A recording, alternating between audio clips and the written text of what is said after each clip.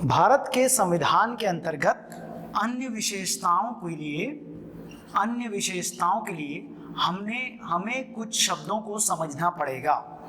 भारत का संविधान किस तरीके की पॉलिटिकल सेटअप को फॉलो करता है, या 130 करोड़ के जनता के राजनीतिक तंत्र को चलाने के लिए भारत की सरकार, भारत की पार्लियामेंट किस तरीके से फीचर करती है, इस फीचर को समझने के लिए कुछ टर्मिनोलॉजीज को, कुछ विशेष शब्दों को समझना आवश्यक है। जिन शब्दों को मैंने यहाँ पर लिस्ट डाउन किया है वो है पार्लियामेंट्री टाइप ऑफ गवर्नमेंट, मैं अभी पढ़ रहा हूँ, इसके बाद मैं एक एक शब्द को समझाऊंगा।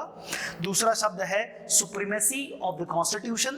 तीसरा है federal structure, fundamental rights and fundamental duties, rule of law, adult voting rights, independent judiciary and single citizenship. ये जितने नाम मैंने आपके सामने अभी लिए, starting from parliamentary setup to the single citizenship, ये भारत के संविधान की कुछ खास विशेषताएं हैं। पहला शब्द हमने लिया पार्लियामेंट्री टाइप ऑफ गवर्नमेंट। इसको हिंदी में कहा जाता है संसदीय सरकार, संसदीय सरकार या संसदीय तंत्र। किसी भी पॉलिटिकल सेटअप को चलाने के लिए दो प्रकार के तंत्र होना पॉसिबल है। एक को प्रेसिडेंशियल फॉर्म ऑफ रूल कहा जाता है और एक को कहा जाता है पार्लियामेंट्री फॉर्म ऑफ रूल। सामान्यतः हम ये समझ लेते हैं कि पार्लियामेंट्री फॉर्म ऑफ रूल का मतलब यह है कि हमारा पार्लियामेंट है, इसलिए हम कहते हैं कि ये पार्लियामेंट्री फॉर्म ऑफ गवर्नमेंट है। ऐसा नहीं है। पार्लियामेंट्री फॉर्म ऑफ गवर्नमेंट में सत्ता के, इफ दिस इज सत्ता पावर, इसके दो केंद्र होंगे। इस सत्ता के दो केंद्र होंगे, एक को डी ज्योर कहा जाता है और एक को डी फैक्टो कहा जाता है, और ये दोनों सत्ता के केंद्र एक साथ एग्जिस्ट करेंगे और दोनों के तालमेल के साथ सरकार चलाई जाएगी। डी ज्योर का अर्थ होता है नाम मात्र की कार्यपालिका, और भारत में पार्लियामेंट्री फॉर्म ऑफ गवर्नमेंट है और भारत में डी ज्योर या नाम मात्र की कार्यपालिका भारत का राष्ट्रपति है। डी ज्योर के साथ यहाँ डी फैक्टो भी होगा, क्योंकि Bharat is a parliamentary form of government. तो डी फैक्टो का अर्थ होता है वास्तविक कार्यपालिका, और वास्तविक कार्यपालिका भारत का प्रधानमंत्री होगा। इन कंट्रास्ट, तुलनात्मक तौर पे अगर आप समझना चाहें कि दूसरा सेटअप क्या है, तो आप अमेरिका का सेटअप उठा लीजिए, जहां प्रेसिडेंशियल फॉर्म ऑफ रूल है। वहां नाम मात्र की कार्यपालिका और वास्तविक कार्यपालिका नहीं है, वहां एक ही कार्यपालिका है जिसे हाउस ऑफ द प्रेसिडेंट कहा जाता है या प्रेसिडेंशियल फॉर्म ऑफ गवर्नमेंट कहा जाता है। भारत की सरकार को चलाने के लिए भारत के संविधान निर्माताओं ने जिस प्रकार की सरकार को चुना वह संसदीय प्रकार की सरकार थी। पार्लियामेंट्री फॉर्म ऑफ गवर्नमेंट का ये मतलब नहीं होता कि पार्लियामेंट है इसलिए हम कहते हैं, बल्कि इन डीप, थोड़ी गहराई में अगर हम देखें तो हमारे राजनीतिक तंत्र में दो प्रकार की कार्यपालिका है। सत्ता के दो केंद्र हैं, एक नाम मात्र का और एक वास्तविक कार्यपालिका। इसलिए भारत के पॉलिटिकल सेटअप को कहा जाता है कि India follows a parliamentary form of rule.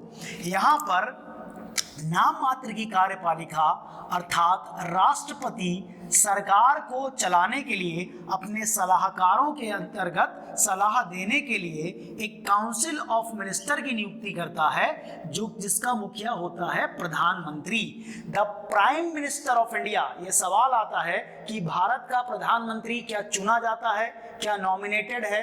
नहीं, the prime minister of India is appointed always appointed by the president of India।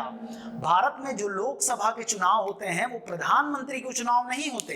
हम अपनी 545 लोकसभा सीटों से मेंबर्स चुन के भेजते हैं, और जिस राजनीतिक पार्टी के पास बहुमत होता है, बहुमत मतलब टोटल नंबर ऑफ सीट का 50% से अधिक, उस पार्टी का अधिकार होता है और उस पार्टी के मुखिया को प्रधानमंत्री के लिए अपॉइंट करता है कौन? राष्ट्रपति। So the D jure power executive appoints the de facto, दो प्रकार की कार्यपालिकाओं का साथ में होना और दोनों का तालमेल ही पार्लियामेंट्री फॉर्म ऑफ गवर्नमेंट कहलाता है। अगली टर्मिनोलॉजी मतलब अगर हम पिछली स्लाइड देखें तो हमने कहां से शुरू किया था, पार्लियामेंट्री टाइप ऑफ गवर्नमेंट। तो पहले पॉइंट को हमने कवर किया कि what is the definition of parliamentary form of government, कि यहां पर दो तरीके के कार्यपालिका होंगी, एक होगा डी जॉर जो है राष्ट्रपति और दूसरा होगा डिफेक्टो जो है हमारे यहाँ प्रधानमंत्री, और दोनों का को एग्जिस्टेंस एक साथ होगा, that is known as parliamentary type of government. The second terminology is the supremacy of the constitution. What is the meaning of supremacy of constitution? अगर मैं इसे हिंदी में कहूं कि भारत के में संविधान की सर्वोच्चता है तो इसका अर्थ क्या होगा? भारत में सुप्रीमेसी ऑफ द कॉन्स्टिट्यूशन, इस एरिया पे फोकस करिए, ये हमारा अगला टर्मिनोलॉजी है जो हमें पार्लियामेंट्री फॉर्म ऑफ गवर्नमेंट के बाद समझना है। सुप्रीमेसी ऑफ कॉन्स्टिट्यूशन का अर्थ होता है हिंदी में, हिंदी इसलिए बता रहा हूं क्योंकि हिंदी को समझना बहुत जरूरी है, संविधान की सर्वोच्चता। क्या अर्थ होता है संविधान की सर्वोच्चता का? भारत के पॉलिटिकल सेटअप में अभी हमने यहां पे समझा कि सत्ता के दो केंद्र होंगे, सत्ता का दो केंद्र, एक हो गया प्रधानमंत्री और एक हो गया the president of India. President of India है, प्रधानमंत्री है, और प्रेसिडेंट के साथ अगर हम पार्लियामेंट बोलें तो ये लोकसभा है, ये राज्यसभा है। तो ऐसी स्थिति में सुप्रीम कौन होगा? सवाल जब ये पूछा गया तो संविधान सभा के लोगों ने उत्तर दिया कि न राष्ट्रपति सुप्रीम होगा, न प्रधानमंत्री सुप्रीम होगा, न लोकसभा होगा, न राज्यसभा होगा, क्योंकि यहाँ सभी में जनता के द्वारा चुनकर कोई ना कोई व्यक्ति आता है, और जब किसी व्यक्ति की सर्वोच्चता सिस्टम में हो जाती है तो वो तानाशाही की तरफ बढ़ता है। इसलिए nothing will be supreme, in fact the supremacy will always be lying in the constitution of India। तो जब ये सवाल पूछा गया कि supremacy of the Indian constitution होगी तो ये बताएगा कौन? क्योंकि संविधान तो एक लिखित दस्तावेज है जो कि मूक है, साइलेंट है। तब कहा गया कि the constitution will be protected. ये सब सवाल सीधे पूछे जाते हैं, who is the protector of Indian constitution? तो whose supremacy in the Indian political system? The supremacy of the constitution. न प्रधानमंत्री सुप्रीम है, न राष्ट्रपति और न संसद, सुप्रीम कौन है? Constitution of India. Constitution of India क्या कहता है? संविधान सभा तो खत्म हो गई, संविधान सभा का काम था संविधान को बनाना, उसके बाद संविधान सभा समाप्त हो गई। तो अगर कोई प्रश्न उठेगा तो ये तो साइलेंट है, तो कौन बताएगा कि करना क्या है? तो ये अधिकार दिया गया सर्वोच्च न्यायालय को, और सर्वोच्च न्यायालय को माना गया कि the supreme court of India will interpret, ये इंटरप्रेट करेगी, संविधान की व्याख्या करेगी, और जहां कहीं पर भी संविधान का अतिक्रमण होगा वहां सुप्रीम कोर्ट ऑफ इंडिया संरक्षक बन जाएगी कॉन्स्टिट्यूशन की। दो सवाल यहां से जो पूछे जाते हैं कि भारत के संविधान की व्याख्या करने का अधिकार किसे है? जहां संविधान साइलेंट है वो करेगा सुप्रीम कोर्ट। दूसरा सवाल कि भारत के संविधान को अगर एनक्रोच किया गया, अगर भारत के संविधान में दिए गए वैल्यूज को तोड़ा मरोड़ा गया तो उन अधिकारों की रक्षा कौन करेगा? उन अधिकारों की रक्षा करने का अधिकार भी किसको दिया गया? सुप्रीम कोर्ट को दिया गया।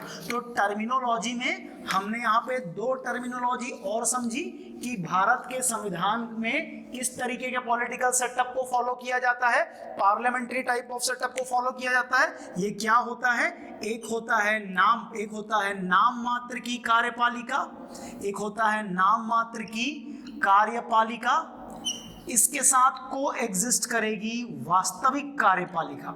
वास्तविक कार्यपालिका, जब नाम मात्र की कार्यपालिका और वास्तविक कार्यपालिका एक साथ हो तो उसे संसदीय प्रकार की सरकार कहा जाता है, संसदीय शासन कहा जाता है। भारत के पॉलिटिकल सेटअप में किसकी सुप्रीमेसी है? तो उत्तर है संविधान की सुप्रीमेसी है। संविधान की सुप्रीमेसी के साथ इसकी व्याख्या कौन करेगा, इसकी रक्षा कौन करेगा, तो संविधान का संरक्षक और संविधान की व्याख्या दोनों करने का अधिकार सर्वोच्च न्यायालय के पास है, अर्थात सुप्रीम कोर्ट के पास है।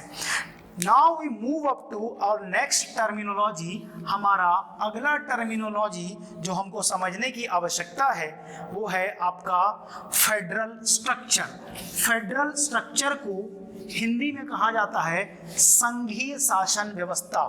भारत के सरकार को चलाने के लिए, इंडियन पॉलिटिकल सेटअप को चलाने के लिए किस तरीके की सरकार को चुना गया, तो संघीय शासन को चुना गया। व्हाट इज संघीय शासन? एक केंद्र होगा, केंद्र की सरकार होगी और केंद्र की सरकार के साथ को एग्जिस्ट करेगी राज्यों की सरकार। जैसे आप देखते हैं कि प्रधानमंत्री केंद्र में है, केंद्र की सरकार वो चलाते हैं। हम छत्तीसगढ़ में हैं तो ये है केंद्र, यहाँ है प्राइम मिनिस्टर और ये है राज्य, ये है छत्तीसगढ़ और छत्तीसगढ़ को चलाता है chief minister. There will be a centre and there will be states and India will be union of its state। Bharat कैसा सेटअप है? भारत एक संघीय व्यवस्था है। तब सवाल पूछा गया कि संघ में केंद्र और राज्य की स्थिति क्या होगी, तो भारत को अविनाशी विनाशी राज्यों का अविनाशी संघ कहा गया। एक बहुत बड़ा शब्द है, एक लाइन में इसको क्लियर करता हूं। 1 नवंबर 2000 के पहले दिल्ली की सरकार थी, केंद्र की सरकार थी और मध्य प्रदेश नाम का राज्य था। 1 नवंबर 2000 से दिल्ली की सरकार वैसी ही बनी रही, लेकिन मध्य प्रदेश की सरकार टूटी, मध्य प्रदेश का एरिया टूटा और छत्तीसगढ़ नाम के एक राज्य का निर्माण हुआ। अर्थात राज्यों का नाम बदल सकता है, राज्यों की सीमाएं बदल सकती है, पर केंद्र वैसा का वैसा ही बना रहेगा। We have a stronger centre at the top with the smaller power। We have the strongest center in the top with the coexistence of lesser power provincial setup like states। केंद्र और राज्य आपसी तालमेल से संघ राज्य संबंधों को बढ़ाते हुए शेड्यूल नंबर 7 में केंद्र राज्य संबंधों की बात करते हैं और केंद्र राज्य संबंध सेंटर एंड स्टेट रिलेशन को मेंटेन करते हुए केंद्र और राज्य की सरकारें लोगों के वेलफेयर के लिए काम करेगी। सेंटर और स्टेट के ऊपर सलाह देने के लिए कि केंद्र राज्य संबंधों को बेहतर कैसे बनाया जाए, 2 कमिटीज बहुत इंपॉर्टेंट कमिटी हैं। एक कमेटी का नाम है सरकारिया कमेटी और एक का नाम है मदन मोहन पुंछी कमेटी। मैं चीज़ों को बताते जा रहा हूं जो आपको डायरेक्टली सवाल के तौर पे पूछेगा। What is the meaning of federal structure? Federal structure USA में भी है, फेडरल स्ट्रक्चर कनाडा में भी है, लेकिन यूएस का फेडरल स्ट्रक्चर में सेंटर थोड़ा सा कमजोर हो जाता है क्योंकि प्रांतों के पास बहुत अधिक शक्ति दे दी जाती है। तब हमारे संविधान के निर्माताओं ने सोचा कि हमारा फेडरल स्ट्रक्चर कैसा होगा, क्या यूएसए के जैसा होगा कि गृह युद्ध की स्थिति आ गई? तो उत्तर मिला नहीं, कनाडा की तरह होगा जहां राज्य जो हैं वो कम पावरफुल होंगे और केंद्र के पास शक्तियां ज्यादा होंगी और उसको एक लाइन में कहा जाए तो विनाशी राज्यों का अविनाशी संघ होगा। केंद्र और राज्य के संबंध को किस अनुसूची के अंतर्गत बताया जाता है, तो इट इज शेड्यूल नंबर 7 अनुसूची नंबर 7 के अंतर्गत बताया गया है। केंद्र राज्य संबंधों को सुधारने के लिए किन 2 महत्वपूर्ण कमेटियों को आपको याद रखना है, एक सरकारिया आयोग को आपको याद रखना है और एक मदन मोहन पुंछी आयोग को आपको याद रखना है, जिससे सीधे सवाल एग्जामिनर पूछता है। अगले फीचर लेक्चर की तरफ बढ़ते हैं। Fundamental rights and fundamental duties. Bharat के संविधान में संविधान निर्माताओं ने अपने स्वतंत्रता संग्राम के कठिन संघर्षों को देखते हुए जब हमारे अधिकारों का खास दमन हो जाता था, तब ये इंश्योर किया कि अधिकार मिले, अधिकारों को दिया जाए। कैसे अधिकारों को? नैसर्गिक और प्राकृतिक अधिकारों को फंडामेंटल राइट्स कहा गया। किसी के व्यक्ति के बोलने का अधिकार, धर्म का अधिकार, बातचीत करने का अधिकार, ये सब फंडामेंटल राइट्स के अंतर्गत आते हैं। जब फंडामेंटल राइट्स को कॉन्स्टिट्यूशन के तरफ से लीगैलिटी मिल जाती है, तब ये एक लीगल फ्रेमवर्क में आ जाता है। और अगर सरकार या कोई संस्था, हमारे संविधान ने हमारे नागरिकों को ये अधिकार दिए हैं कि अगर आपके फंडामेंटल राइट्स अर्थात आपके मौलिक अधिकारों के हनन की स्थिति में अधिकारों की इतनी सर्वोच्चता या अधिकारों का इतना महत्व होगा कि इनका एनक्रोचमेंट होने की स्थिति में आप सीधे सुप्रीम कोर्ट जा सकते हैं और वहां जाकर अपने अधिकारों को सुरक्षित कर सकते हैं।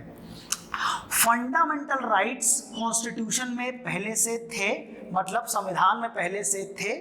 फंडामेंटल ड्यूटीज नहीं थी। फंडामेंटल ड्यूटीज को ऐड किया गया 42nd अमेंडमेंट ऑफ 1976 से। ये सवाल पूछा जाता है कि कहां से इंस्पायर होकर के फंडामेंटल ड्यूटीज को जोड़ा गया। फंडामेंटल राइट्स और फंडामेंटल ड्यूटीज, मौलिक अधिकार और मौलिक कर्तव्य, इसमें कंफ्यूज होते हैं बच्चे। मौलिक अधिकार जनता के अधिकार हैं जो सरकार या संविधान ने उनको इस पॉलिटिकल सेटअप में दिए हैं, और मौलिक कर्तव्य जिनको बाद में जोड़ा गया 42nd अमेंडमेंट ऑफ 1976 से, वो यूएसएसआर से लिए गए ऐसे कर्तव्य, ऐसी ड्यूटीज थी जो सरकार या संविधान हमसे एक्सपेक्ट करे कि हम अपने नेशन के प्रति इतने डेडिकेटेड हैं। अर्थात Bharat the union of all state या भारत दैट इज इंडिया अपने लोगों को कुछ अधिकार भी देता है, और जब अमेंडमेंट होकर के ड्यूटीज बन गई तो अपने लोगों से कुछ जिम्मेदारियों को परफॉर्म करने की भी उम्मीद रखता है। जहां मौलिक अधिकार के तौर पे आपको अभिव्यक्ति की स्वतंत्रता देता है, वहीं ये उम्मीद करता है कि आप फंडामेंटल ड्यूटीज के अंतर्गत अपने मौलिक कर्तव्यों के अंतर्गत भारत के संविधान के महत्व को समझें और कुछ अधिकारों का, कुछ ड्यूटीज को परफॉर्म करें। फंडामेंटल राइट्स पार्ट 3 के अंतर्गत आते हैं। भारत के संविधान में पार्ट 3 के अंतर्गत आते हैं। फंडामेंटल राइट्स पार्ट 3 में है, भाग 3 में, और 42nd अमेंडमेंट ऑफ 1976 से स्वर्ण सिंह कमेटी के रिकमेंडेशन से फंडामेंटल ड्यूटीज को ऐड किया गया, और जब इसे ऐड किया गया तो इसको जहां रखा गया उस भाग का नाम है भाग 4A, पार्ट 4A। याद रखेंगे, बिल्कुल सीधा सवाल यहां से बनाया जाता है। भारत के संविधान के दो और फीचर्स को हमने समझा। कौन कौन से फीचर को? अभी दो हमने समझा। एक फेडरल स्ट्रक्चर जो हमने कनाडा से लिया, फंडामेंटल राइट्स ऑल्दो यूएसए से लिया, लेकिन पहले से था संविधान में। फंडामेंटल ड्यूटीज कहां से ली? तो यूएसएसआर से लिया। यूएसएसआर क्या है? तो जिसे हम आज रशिया कहते हैं। 1945 के वर्ल्ड वॉर खत्म होने से लेकर के 1990 तक उसे सोवियत संघ कहा जाता था, और उसे हम लिखते हैं USSR. Next is rule of law, कानून का शासन। तो कानून का शासन जो है ये वेस्टर्न वर्ल्ड ने पूरे वर्ल्ड में पॉपुलर किया, और भारत ने भी रूल ऑफ लॉ को लिया। अर्थात कोई राजा या कोई पुराना नियम या कोई प्रचलन जो है किसी न्याय का आधार नहीं बनेगा। न्याय वो होगा जो कानून कहता है। सपोज कि आप किसी को कहें कि आपने ये अपराध किया है, आपने ये इनजस्टिस किया है, तो in legal books Indian Penal Code क्या इस बात को मानता है कि वो एक अपराध है?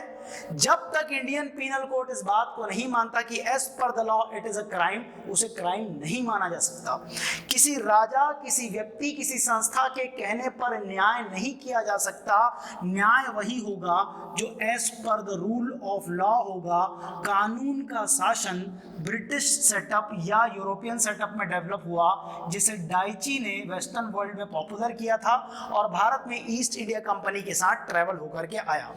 नेक्स्ट फीचर है एडल्ट वोटिंग राइट, अर्थात वयस्क मताधिकार। वयस्क मताधिकार की अगर बात करें तो भारत का संविधान वयस्क मताधिकार का अधिकार इसकी जनता को देती है।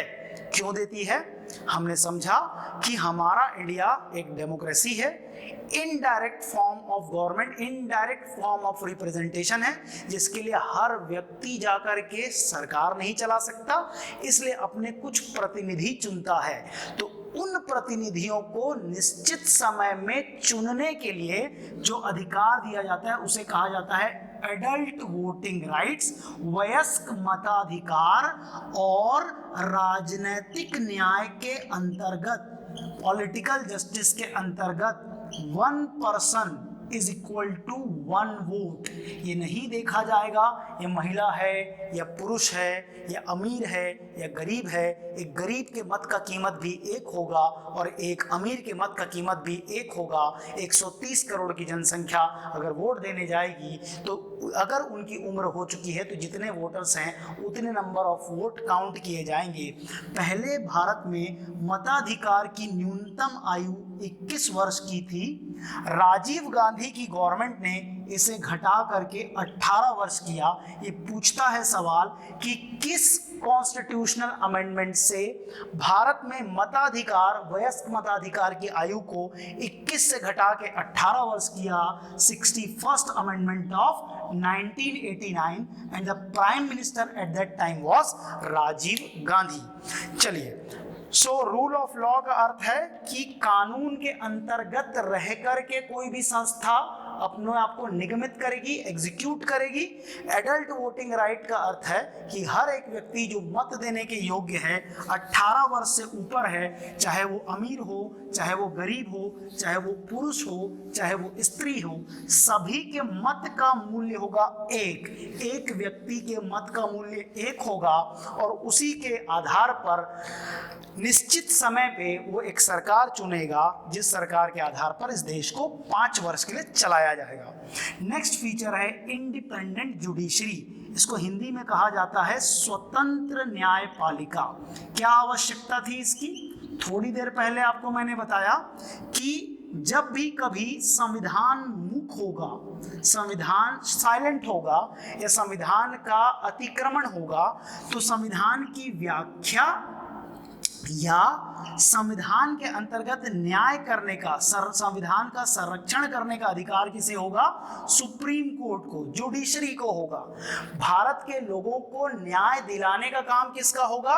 जुडिशरी का होगा। हमारे पॉलिटिकल सेटअप में विधायिका होता है अर्थात रूल बनाना, कार्यपालिका होता है अर्थात उस रूल को लागू करना, और न्यायपालिका होता है। ये पहले 3 पिलर कहलाते थे, अब चौथा पिलर आ गया है media. 4th pillar of democracy कहलाता है मीडिया।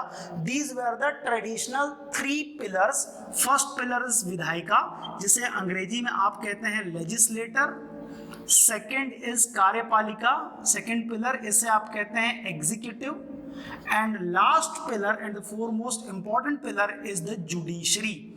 So इंडिया में जब संविधान बनाया गया तो आर्टिकल 50 कहता है, हम आर्टिकल्स भी पढ़ेंगे थोड़े दिन के बाद में तो ये समझ में आएगा, रेफरेंस दे रहा हूँ यहाँ पे, हड़बड़ाने की जरूरत नहीं है। आर्टिकल 50 कहता है कि भारत के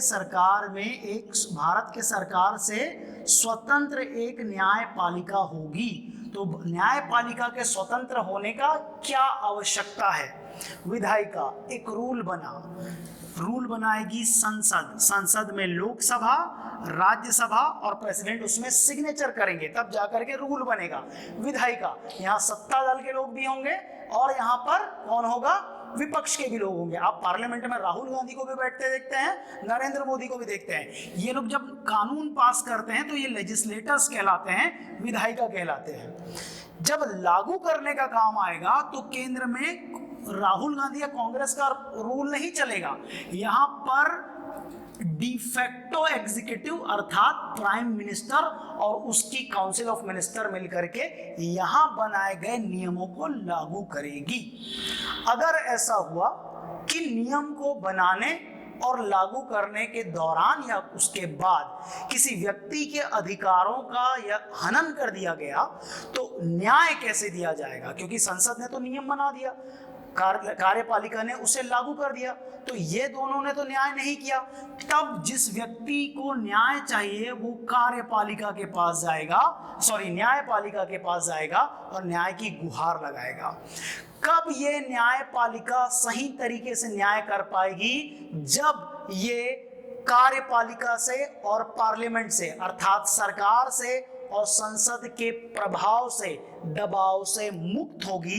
इसलिए ये शब्द बड़ा इंपॉर्टेंट हो जाता है कि judiciary of India must be independent. अगर सुप्रीम कोर्ट के जस्टिस को सरकार दबाएगी तो न्याय नहीं कर पाएगा, और वो न्याय कब करेगा, जब वह स्वतंत्र होगा। इसलिए आर्टिकल 50 कहता है कि न्यायपालिका पर सरकार का किसी भी प्रकार का डायरेक्ट और इनडायरेक्ट प्रेशर नहीं होना चाहिए। ये हमारे डेमोक्रेसी का फीचर है। Next feature is single citizenship. Single citizenship का मतलब होता है एकल नागरिकता। जब भारत बना तो अनडिवाइडेड इंडिया से पाकिस्तान अलग हुआ। बहुत से लोग भारत से पाकिस्तान गए और बहुत से लोग पाकिस्तान से भारत आए।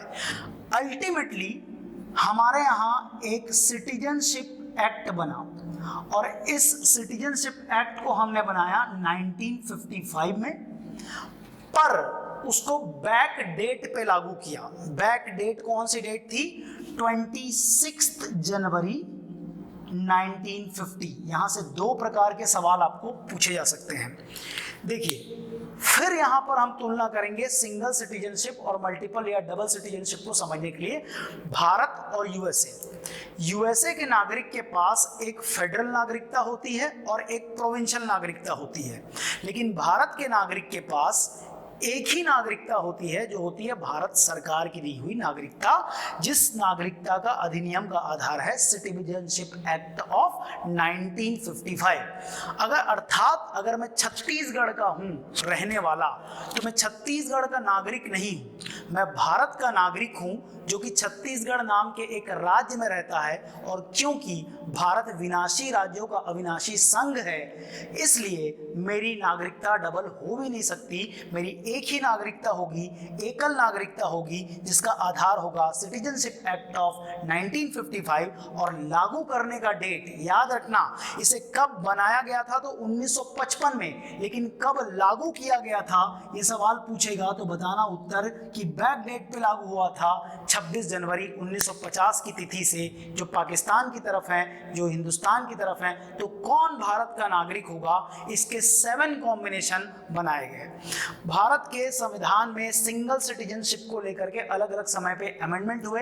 अभी रिसेंटली एक बहुत ही ज़्यादा बोलना चाहिए संवेदनशील या विवादास्पद एक आप अमेंडमेंट देखते हैं, जिसे CAB या CAA कहा गया, कॉन्स्टिट्यूशनल अमेंडमेंट ड्राफ्ट जो था, जो बिल बना, तो भारत में अभी 8वीं बार 8th टाइम इसका संशोधन किया गया है। So these are the basic feature of the Indian constitution which needs to be remain in our mind. मैं एक क्विक रिवीजन देता हूं, शुरू की स्लाइड से हम शुरू करते हैं और एक एक ब्रीफिंग देते चलता हूं, ताकि आप चीज़ों को समराइज कर लें कि हमने कहां से शुरू किया था और हम किस जगह पे खड़े हैं। शुरू से रिकॉल करते हैं कि हमने कहां से शुरू किया था। भारत के संविधान की प्रस्तावना को समझते हुए हमने समझा कि प्रस्तावना एक ब्लूप्रिंट है।